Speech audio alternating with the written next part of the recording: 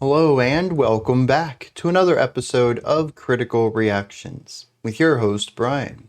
We're going to continue on with this week's theme of jazz appreciation, diving into a group called Sungazer, which I can't recall if we've had them on the channel proper before, though I do believe we've had them during a live stream. For those who don't know, the bassist in this group is Adam Neely, who is a pretty big music YouTuber, particularly within the jazz realm, but has spoken about other things in other genres of music. And I really enjoy his channel. He's very intelligent and has a way with words and breaking down complex musical ideas, even into simple concepts that non-musical people would be able to understand. So we're going to check out the track Paydushko Horo, I believe might be the pronunciation of that, from Sungazer. Let's dive in.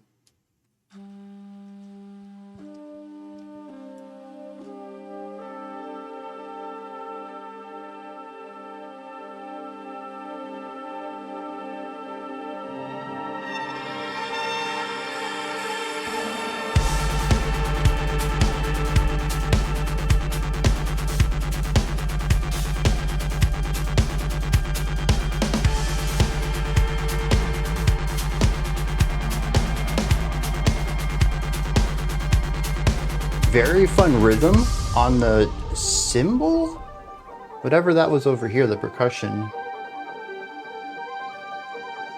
Some folk element in the background.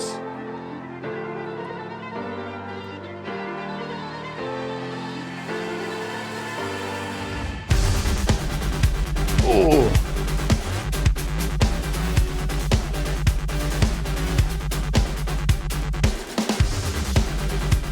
I mean, it's the combination of the big sound with this crazy syncopation against this 4/4 backbeat.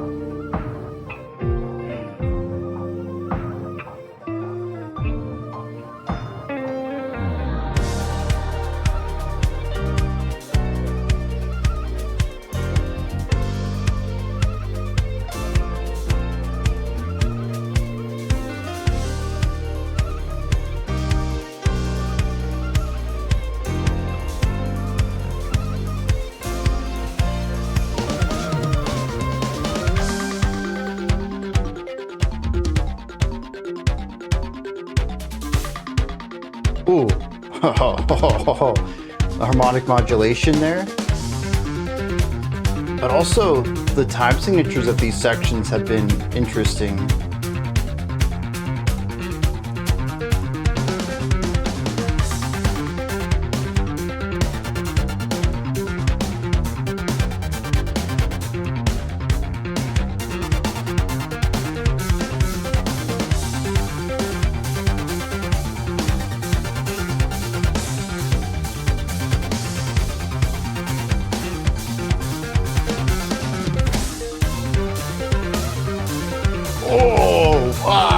Wow. So we're looking at a 24 beat phrase, at least for the last section. 4 bars of 6?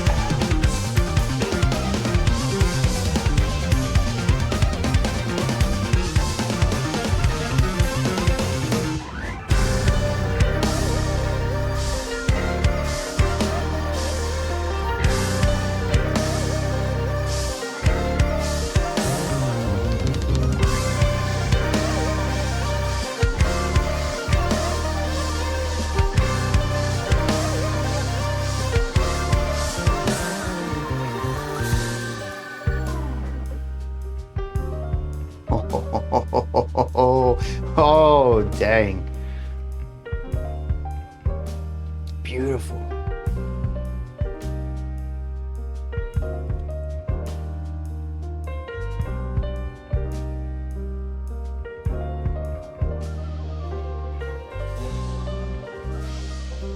Feels like it wants to grow, but it just needs to simmer down here.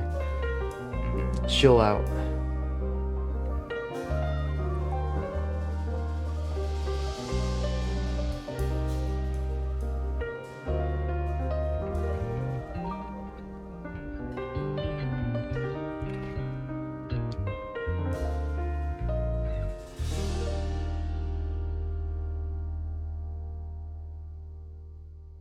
Yeah, gorgeous.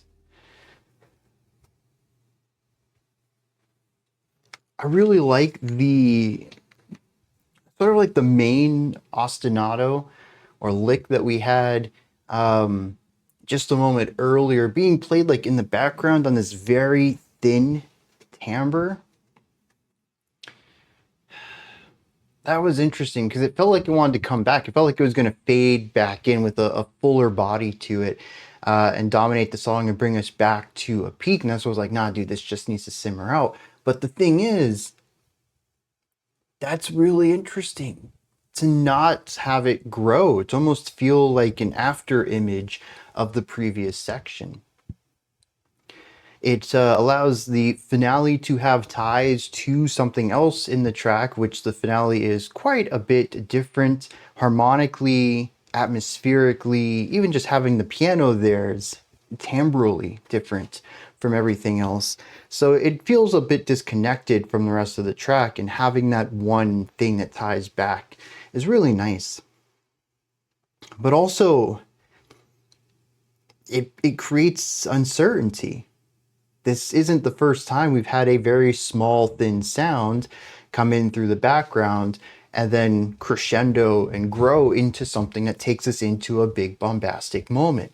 So, you know, I'm kind of left there wondering, where are they going to take this? What are they doing with this? Is it just going to sit there? Yeah, it's a multifaceted decision there to include that part, to tie it into the rest of the track, as well as keep the listener interested in those final moments. Very cool way to wrap that up. Uh, Briefly, for the sake of this week's theme, I did find myself wondering if this was jazz. To me, Sungazer is a jazz fusion band. Just because you are a band labeled under a specific umbrella of music doesn't mean you always have to make that music, though. And this could be an outlier.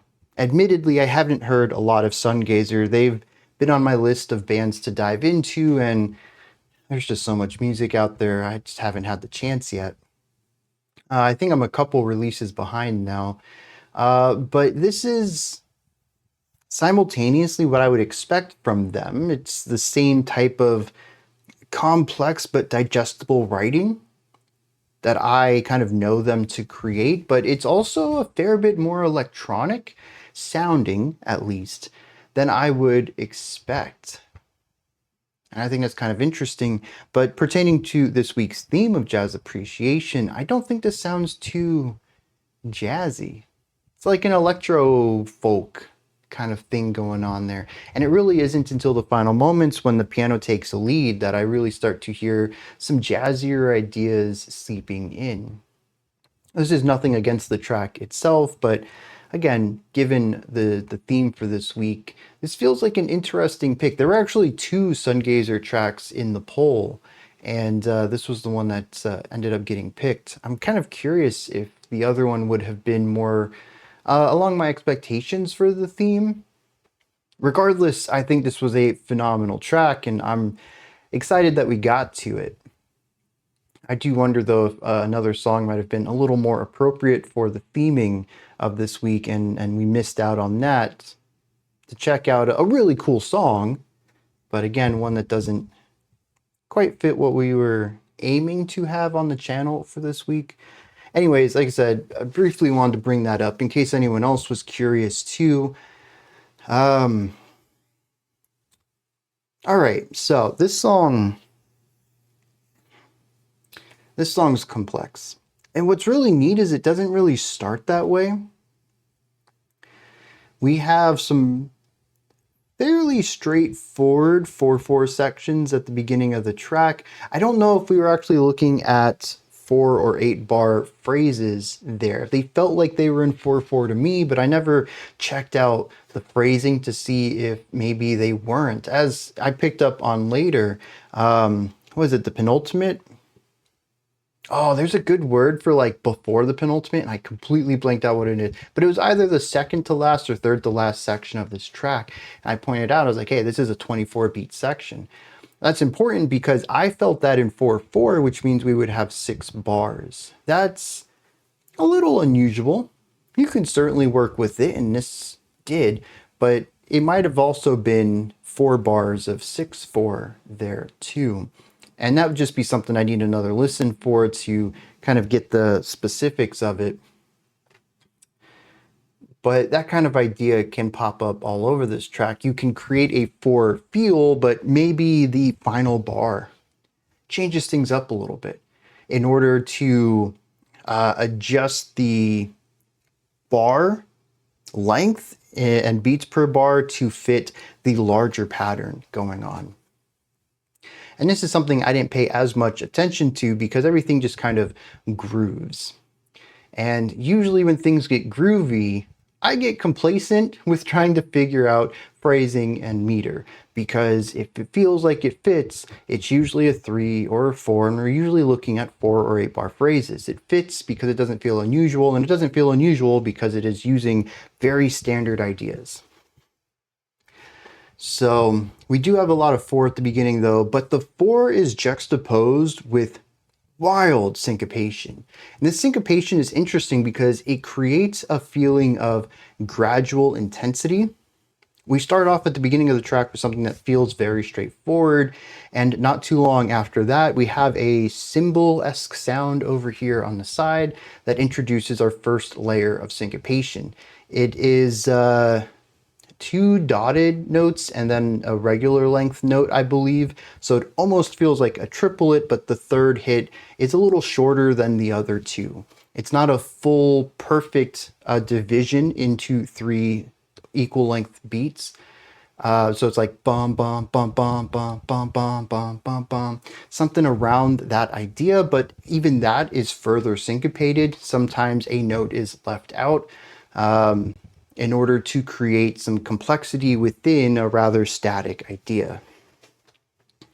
But I do believe that the 2 dotteds followed by a regular length is the core foundation of everything that this cymbal does. And there's just some tiny iteration on that main idea.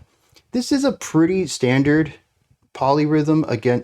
Well, I mean, it is, we'll call it a syncopation. It's not technically a polyrhythm. It's a pretty standard syncopation against the backbeat, but the drummer takes this even further, really starting to push against that. I think it was a 1-3 snare accent on this section. And then the very next section does introduce polyrhythm at the least, and maybe even polymeter. There is some wild metric modulation going on in this track where it feels like the song rapidly, well, not rapid, more immediately shifts into faster or slower gears. The entire idea of halftime, which we certainly experienced on this, cutting the tempo, or at least cutting the time feel in half exactly, shows up once, but I think we have some drastic changes as well into the slower side, but also into the faster side. But then we also have, again, I think polymeter, where you would fit X amount of beats where there are 4 beats in the general cadence. A common one that I bring up often is the 3 against 2 or 6 against 4 if we're going to look at a 4-beat bar. This is the hemiola. You fit 3 beats where there are normally 2. When you listen to both of them simultaneously, it's a pretty cool rhythm. I like the hemiola. It sounds great. But there are sections in here where the drummer just tosses in some absolutely bonkers polyrhythmic ideas, and while I don't think the tempo or time signature have changed at all, the drummer has drastically altered the way that the song feels. it gets to a point where it becomes kind of jerky, just kind of getting a bit of temporal whiplash in this track. I found it to be an interesting ride, and they gave me some stank face a couple of times with some of their changes. It is wild to go on. Much like a roller coaster, I enjoyed this because of the way it was thrashing me around. But it is certainly not something I think everyone would enjoy listening to because of how wild it can be. And I find it interesting too because it forces me to interrogate something about myself. Usually, these types of harsh transitions are lost on me, particularly in the realms of metal. I really enjoy a lot of metal that tends to be smoother in its transition and have a more fluid movement between ideas. Whereas if we had listened to a metal track that was like this, just rapidly jumping between sort of disparate ideas, I find that to be disorienting in a way that pulls me out of the music. But here I was totally locked in. My gut tells me it's because of the intricacies of this, because I play jazz, because there's harmonic and I think even modal changes going on within these two that simply elevate the changes. That the harshness and wild swings are both sort of, they're jarring and disorienting, but they're also foreshadowed.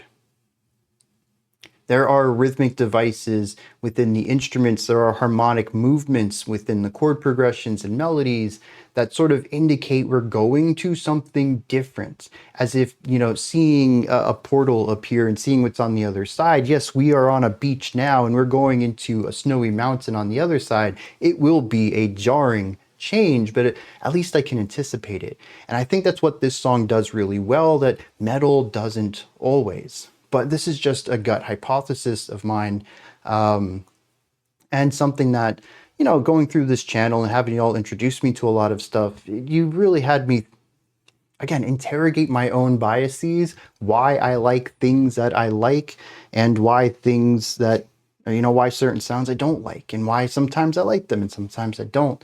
And this is one of those interesting places where this comes up. I wish I had more to say on that, but sometimes you just gotta sit with something and let it stir in your head until you have something solid to say about it. On that concept of harmony and melody, what is going on in this song?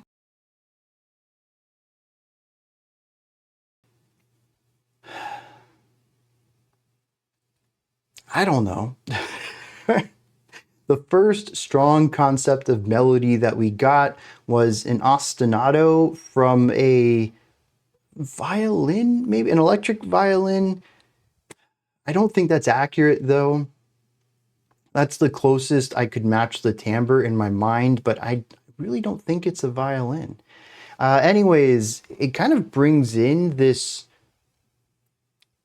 like Irish folk kind of melody and harmonic device too. This doesn't really fit with much of anything in this song. I mean, the chords ended up supporting it, but I would never have expected to pull that melody out given the harmonic information we had at the beginning of the track. And the fact that it continuously came back surprised me too. It wasn't a one-off idea. And I believe we had iterations on this core theme every time we came back to it too. It wasn't just the same lick over and over and over. So I enjoy that part of it, but it creates this almost sonic collage in this track where we have this folk music, but there's obviously a big electronic element to this as well. Knowing that it's Sungazer, probably not a lot of electronic instruments in here. This is probably performed live with basses and guitars and a keyboard, sure, but a drum kit. And then modulated from there, maybe triggers on the drums and amps, effects, pedals, all sorts of stuff for the bass and the guitar. But also, Sungazer has a saxophone in it, right? Think I got to see this track live because I hear a lot of sounds, but they're all very digitized. I was going to say synthy, but no, they're digitized. They're modulated. They're affected. I'd love to see where these sounds are coming from so I can kind of hone in on maybe what that core timbre would be that still sits at the roots, prior to all these effects and modulations put on them. Regardless, though, wait, where was I going with all that? Anyways, I can't really tell these instruments. I don't know what they are. It sounds very electronic. And there does seem to be an electronic element to this between the 4 on the floor bass kick in a couple of places and just the general wide, not necessarily distorted, but compressed sounds that are very punchy and boomy.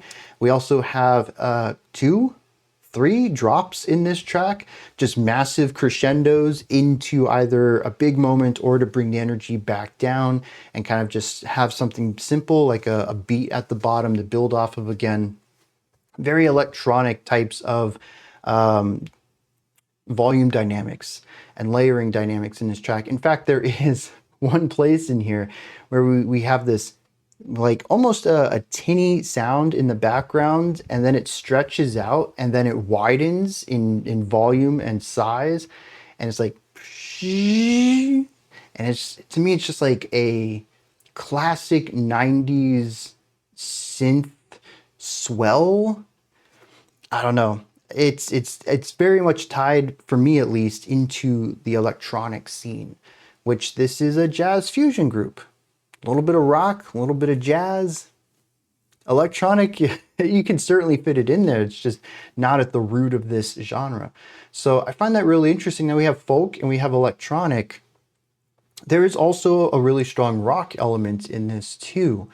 Both, I think, the size in it, but also the heavy amounts of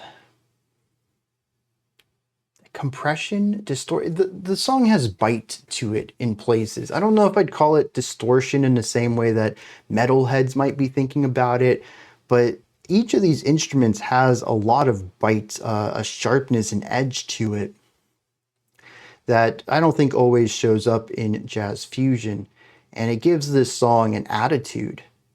And when you mix that with the big beats and the catchy rhythms and everything, it comes through as something incredibly palatable and fun, but big. And I find this really interesting because that's like the first half of this track. And from there, after it says, yeah, you're invited, everyone's invited, everyone enjoys this, we got some cool palatable stuff going on. About the halfway point of the track, it is just wild section after wild section after wild section. There's crazy harmonic elements. The chord progressions get very dense. We're not looking at 4 chord progressions. I think we're looking at linear chords in some places, but 16 bar chord progression, certainly in one place. Or maybe it was 24. That was the 24 beat section. So I don't know. Maybe more than 16 bars if we were in 4/4, maybe 16 bars if we're in 6/4. Anyways, just really long chord progressions. I believe that there is some modal modulation in there as well. Not a lot, but enough to introduce some really cool emotions into the atmosphere. Rhythmically, this thing is just incredibly dense. The drummer is going off. The bassist is going off. There's so many polymeters, polyrhythms, wild time signatures or phrasings. Again, I'm not really sure about all of this in the back half. It becomes mathematically complex on the rhythmic side of things. And we get so many layers and textures coming in on the side as well. This begins to feel very electronic too. A focus on little ornamental ideas or just sounds. Again, introducing a specific texture rather than a melody. And it becomes very overwhelming, as prior to this point, I think the most layers we had were 4 or 5. And here it feels like there's 7 or 8. I assume there's some live looping going on if they're playing this live. Maybe they just have some pre-programmed stems to play in a backing track or something. It feels so deep though. There's just so many things going on and it's overwhelming. A little bit of a kid in a candy store, but you know, after you've eaten 10, 15, 20 different types of candy and your stomach's starting to hurt from sugar overload. That's what's going on here. And it's done in just such a wild way that the song almost feels like it's beginning to erupt. It's eating in on itself. What was originally an interesting, balanced composition of several influences is now too much all happening at once. It feels like it was a small, I don't know, alien, a little goober in a cage, and through eating just continues to grow. And of course, we don't know what to do with an alien. We've never tested one of these before. We just give them food and they eat it, but they grow really fast. And now they're like breaking the cage that they're in. And it's only been like 2 minutes. How did we get to this point already? And that's what the song feels like to me. It's just overload. It's too much. It's everything at once. And then it's a calm, jazzy piano line. A little remnant in the background of where we just were to remind us of what we were doing, but pure calm. Gorgeous beauty.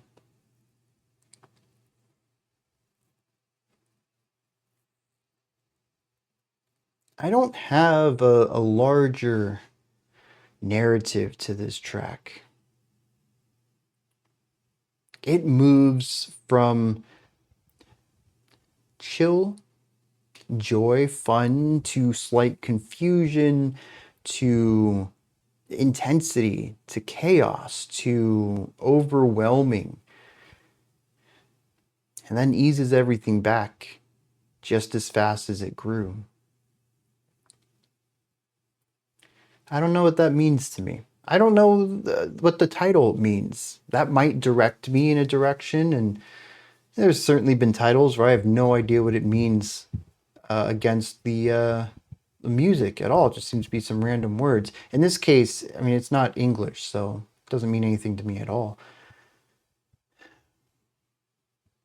But I think this is a track that you certainly need a few listens on to understand more of the depth to it. I have a really surface level understanding of it here, but all I can do is sit in awe of the digestible complexity on display. It is intense. It is certainly not something I could have written. The harmonic element alone is incredibly impressive, but the rhythmic stuff is still sort of mind-blowing at times, that it just works the way that it does. But I love the roller coaster ride it takes you on. Again, it kind of eases you in with stuff that's more digestible, throws you off a little bit with the folk line coming in, which feels quite a bit out of place against everything else. And then from that point, you better be strapped in because the song isn't stopping until it does and reassures you that everything is fine. These are my thoughts. Paydushko Horo by Sungazer. What did you think of this track? Is there anything that stood out to you? Anything that you'd like to add on to what I said? Or, I don't know, correct me on if I misspoke about something. Do you have your own take, perspective, or opinion on this track? Put all that and anything else you'd like to add into the comments section below. Above that, in the description box, is a link to Linktree. Takes you here. You can find links to my music, ways to support the channel, a link to the Discord server, and so much more. Above that, if you could, like, subscribe, and ring the bell. I greatly appreciate all three of those. That wraps it up for today. I'll be back tomorrow, though, 5 p.m. Eastern Standard Time, 9 p.m. UTC as usual. Until next time, remember to be critical, not cynical, of the music you listen to, and have a fantastic morning, afternoon, or evening, whenever you choose to watch my videos.